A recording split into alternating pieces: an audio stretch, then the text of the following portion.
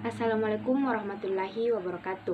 Perkenalkan, nama saya Nanda Aulia Sahraini dengan NIM 210404502054 dari kelas BK 1C. Program Studi Bimbingan dan Konseling jurusan Psikologi Pendidikan dan Bimbingan Fakultas Ilmu Pendidikan Universitas Negeri Makassar. Kali ini saya akan membahas tentang komponen bimbingan konseling komprehensif. Bimbingan konseling komprehensif adalah suatu program pendidikan di sekolah yang diberikan oleh konselor sebagai penanggung jawab dalam pelaksana program bimbingan konseling di sekolah. 4 komponen layanan bimbingan konseling komprehensif, yaitu 1. Layanan dasar, 2. Layanan responsif, 3. Layanan perencanaan individual, dan 4. Layanan dukungan sistem. 1. Layanan dasar. Layanan dasar yaitu proses pemberian bantuan kepada seluruh konseli melalui kegiatan penyiapan pengalaman terstruktur secara klasikal atau kelompok yang disajikan secara sistematis dalam rangka mengembangkan perilaku jangka panjang sesuai dengan tugas perkembangan yang diperlukan dalam pengembangan kemampuan memilih dan mengambil keputusan dan menjalani kehidupannya. Tujuan dan fungsi layanan dasar untuk membantu konseli memperoleh perkembangan yang normal, memiliki mental yang sehat, memperoleh keterampilan dasar hidupnya, dan mencapai tugas-tugas perkembangannya. Fokus pengembangan layanan dasar. Fokus pengembangan dalam komponen pelayanan dasar menyangkut aspek pribadi, sosial, belajar, dan karir. Strategi pelaksanaan layanan dasar. Ada 5 strategi pelaksanaan pelayanan dasar, yaitu 1. Bimbingan klasikal. Melalui bimbingan klasikal, guru pembimbing melakukan kontak langsung dengan peserta didik di kelas secara terjadwal. 2. Pelayanan orientasi merupakan suatu kegiatan yang memungkinkan peserta didik dapat memahami dan menyesuaikan diri dengan lingkungan baru, terutama sekolah ataupun madrasah.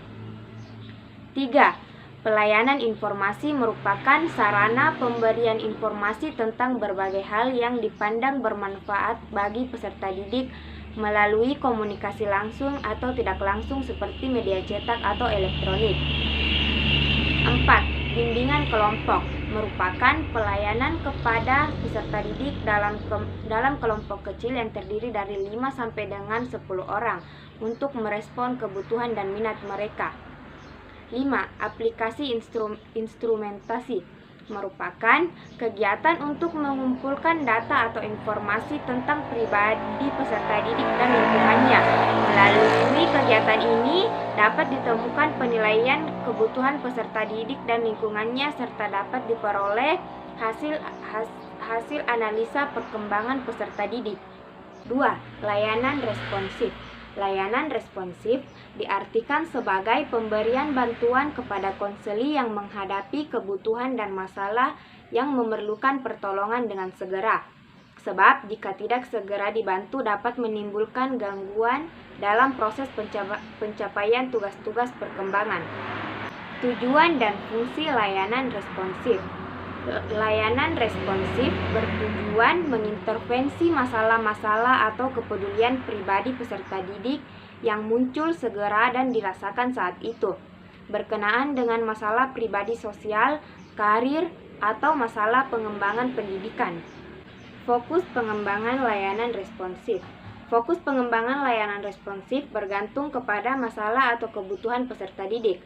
Masalah peserta didik pada umumnya tidak mudah diketahui secara langsung, tetapi dapat dipahami melalui gejala-gejala perilaku yang tampak seperti merasa cemas tentang masa depan, merasa rendah diri, bolos sekolah, malas belajar, memiliki kebiasaan belajar yang kurang baik, pergaulan bebas, stres, masalah keluarga, dan lain-lain. Jenis layanan responsif. Jenis layanan responsif yaitu konseling individual, konseling krisis, konsultasi dengan orang tua, guru, dan alih tangan kepada ahli lain adalah ragam bantuan yang dapat dilakukan dalam pelayanan responsif. Strategi pelaksanaan pelayanan responsif.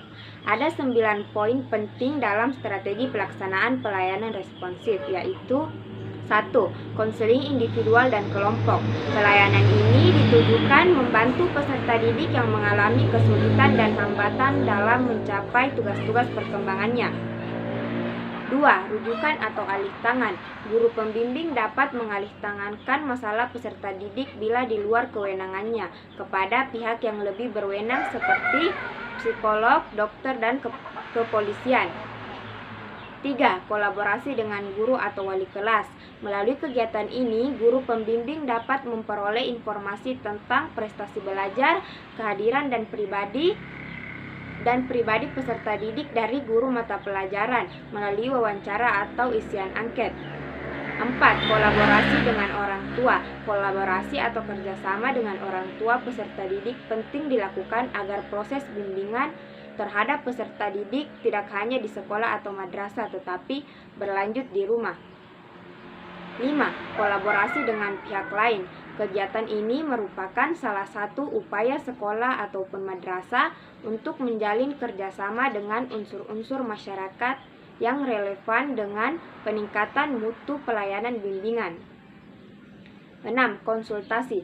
Perlu konsultasi dengan pimpinan sekolah atau madrasah, staf, guru-guru, karyawan, dan komite sekolah.